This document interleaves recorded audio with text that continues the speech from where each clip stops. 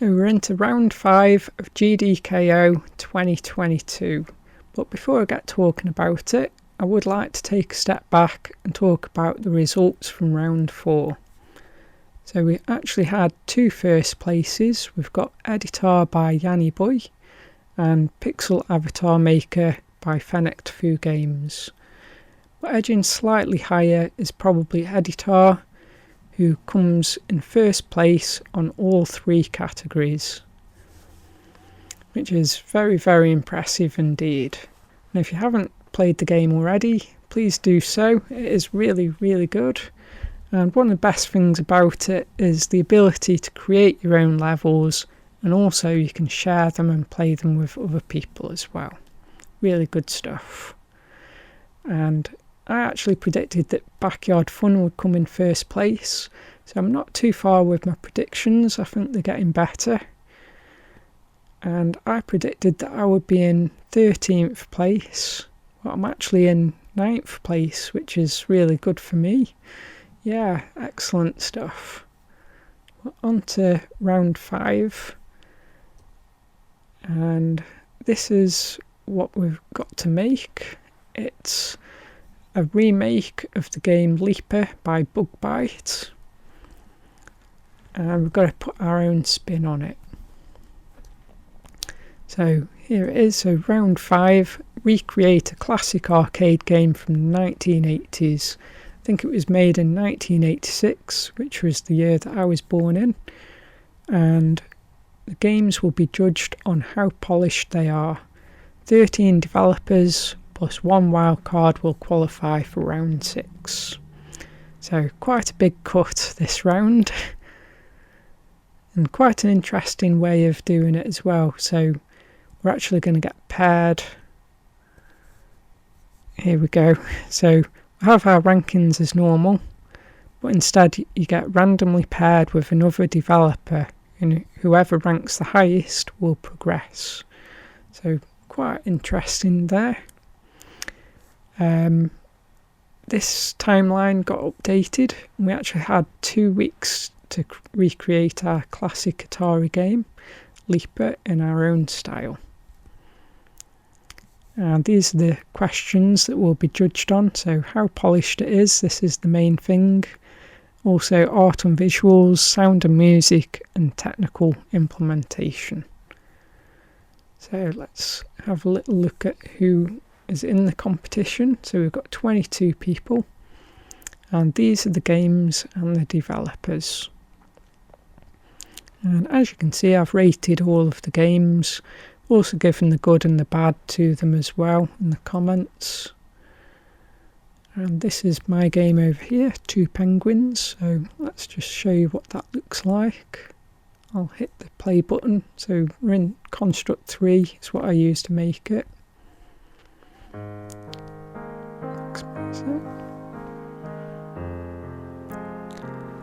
So this is like an introduction page. It was inspired by a classic game called Mario Kart on the SNES. Really good game. Sort of introduces the characters and the enemies. I only got 2 enemies though, so I did plan on having more if I had more time. Let's get to it. So this is the menu screen, and we've got our 2 penguins. They haven't got any names yet, they're just green and blue, and we can scroll down the menu with our arrow keys, or you can simply just use your mouse to click on the buttons and press enter as well to select. So I'm going to show you the controls. So we've got keyboard with the WAD or arrow keys for player 2. We can also switch those around if we just press enter or click on here, and this off will turn to on, and it'll update what our controls are. We can also use gamepads, and we can also mix and match as well. So you can both use gamepads, or one could use a gamepad and one could use a keyboard. It's entirely up to you. So I'm going to leave it on because I do like arrow keys, and I will show you the cheats later on, but for now I'm just going to start the game. So So this is the objective. We've got to use the torches to burn all 6 letters at the top of the screen, but be careful not to fall down gaps created by moving holes, and watch out for enemies and other hazards. So let's go. So this is our character at the bottom. We pick up a torch. It's also worth mentioning that we've got a wrap screen at the bottom, so we can go left and right here, but we can't where there's a wall. Let's make our way to the top.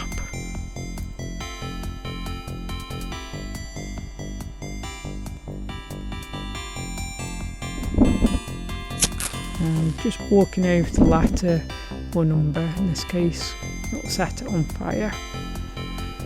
And if we press enter, you can probably see here, the second character will come in. So over here, we've also got, worth mentioning, is these particle effects. If I just run across the screen, you can see that the snow flicks up. And if I just press P to pause it, so you can see a bit better, the snow, it starts off white, gradually gets smaller, and also a little bit more faded as well.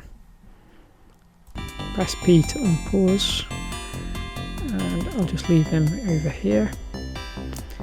In fact, let's move him and show you what happens when he collides into a boulder. I'm colliding up here, aren't I? So yeah, if we die, we just lie down and we start dropping down the platforms. If both players die, you basically lose the game.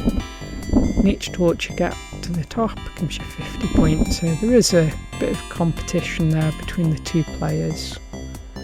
And also, if this player 2 walks over the top of player 1, or vice versa, you'll actually revive again, be able to move around, and all it costs is just half of your heart. Let's just come out of here and I'll show you level 2. So, level 2.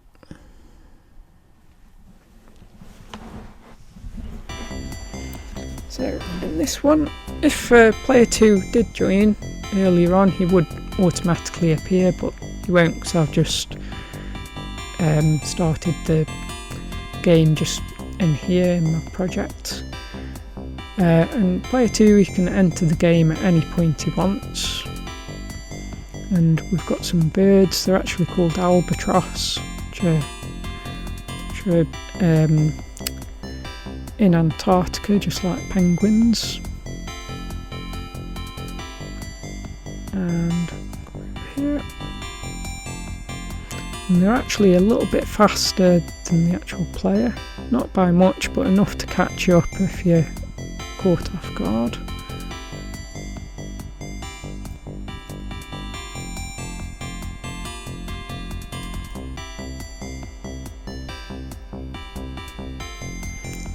We can also use the wrap screens that the birds use as well.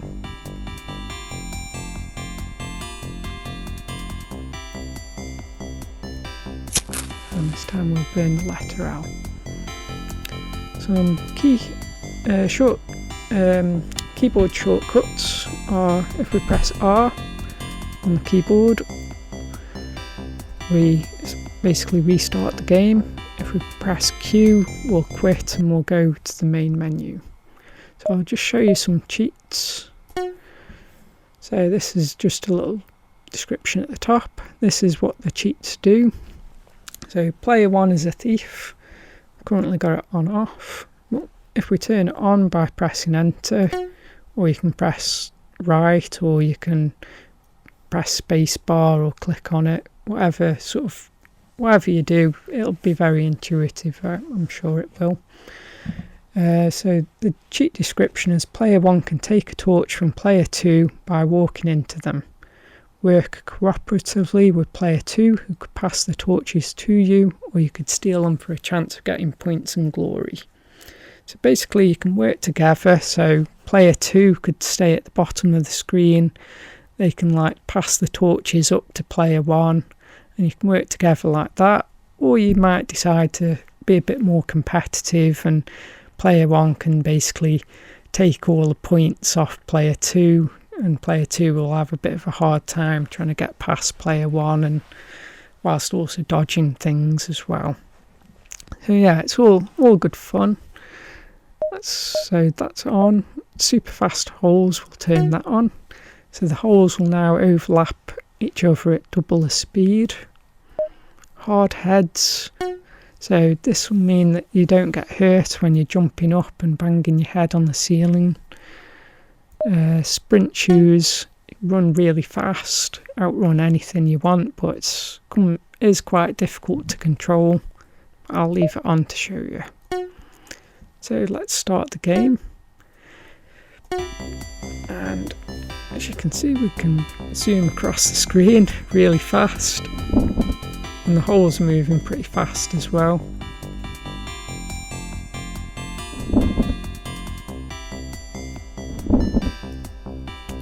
And let's show you player 2 entering as well. So in fact, if I just restart the level. So if player 2 grabs a torch, player 1 can come along and just walk past and grab that off him, and then go up to the top and get these points. And if we jump up with the hard head cheat, we don't get any damage at all to our lives. We would have otherwise lost half a heart if we did that. And if we get, it doesn't protect against the enemies though. Also worth mentioning, I don't know if you saw it there, but if the snow boulder collides with the rock boulder, the snow one will break up and the rock one will just keep going forwards. So yeah, that's those 2 levels. Just come out of here. My project didn't always look like this. In fact, I'll show you the first version. This is the earliest version. I didn't even have a name for my game. It's called New Project, and that's just the default name that Construct 3 gives. Let's just hit on play. So as you can see, very, very simple. We actually had grid-based movement. It's all you basically move left and right, and you press up to sort of go up vertically. Right here, and we go up. And there wasn't actually a way to go down because I didn't get that far with it. Press R again. Try and show you something that doesn't work very well. Try it again. It's very buggy, this version. See if I can get it this way.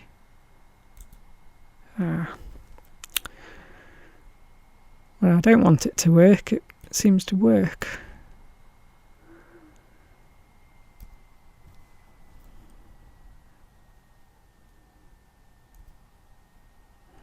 Okay, I can't really get it to work, can I? Get it to not work. There you go. So there are times where you get stuck in the walls, which is not ideal. Very, very not good. So I later went to this one, Leaper 2, and first difference is you'll sort of notice is I've spaced the walls a bit further apart so it's not quite as claustrophobic. I also added this vertical solid sort of line here. Don't know what I was thinking there. I thought it was good at the time, but obviously I took that out. And so these are solid and jump through, and basically how it works is that you've got this thing called hole, which is on assigned behaviour, and as it comes across and the player is overlapping here, this whole bar, this will have the solid taken off, and then it'll just be a jump through so that the player can land on it. This is obviously a terrible solution to the game because it makes the whole bar sort of not solid, so if you've got other enemies, especially the enemies that I want to have, which is boulders rolling along, be alright if I had birds, I suppose, just flying left and right, but I want boulders that are rolling on top and sort of falling down the gaps as well. And also, if you've got a second player as well, you don't want them on here and then suddenly dropping down. So it's not a very good solution at all. And I did try and come up with something a bit better. And also, these bits over here, these weren't on this one. This was actually much later. If I just show you what it all looks like. So when I first did this, I can sort of jump through, fall down. But if I jump like this, you can see I'm jumping through the wall bits, which doesn't look very good. I'm also fall down through the floor a lot earlier as well. So we've got like imperfect jumps, which the original Atari one had those in, but I really didn't want them in. So rather than trying to punish the player for doing imperfect jumps, I'd rather try and fix it. So that's what I tried to do. Let's just put those back in. So I then created this one. I was just playing around a little bit, see if I can come up with a better solution. I must have deleted what I originally came up with, but basically this isn't one solid platform. This is made up of lots of little ones that are 1 pixel by 10 pixels high. This one is 2 pixels by 10 high. So this one, in fact, I'll just play it to show you. So it works really, really well. We can just go over, same on this one. We've actually got 2 platforms as well. Solid, not solid.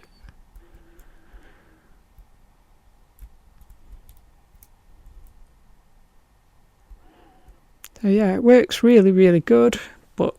And I would have loved to use this sort of solution, but it did use an incredible amount of CPU usage. It was like 70 to 80%. It's going to cause a lot of problems. It's going to cause my fan on my computer to keep whirring, which is going to drown out all the sound effects and music. Not to mention it'll make my computer really hot as well. So it's okay if I just have a few holes like this, but adding as many holes and platforms that I wanted, it's not a good solution. And it might be possible to sort of make some optimizations to reduce that, but I didn't really like the prospect of doing that. So I decided to take a step back and go back to this one. And I then added these bits in here, which improved the jumping and things. So this is actually just jump through in solid. This one, how did I do this? I can't remember. But basically, yeah, this wasn't very good, but this did improve the collision, so I wasn't dropping down as much. Or oh no, I think it was more of a visual thing. This was, so this was the intended hole, and basically added a little extra just to show that the player would be falling down this hole as well. That's what I did, I think.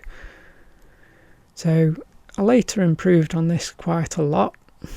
So we've got this version, so Leaper 4 this time.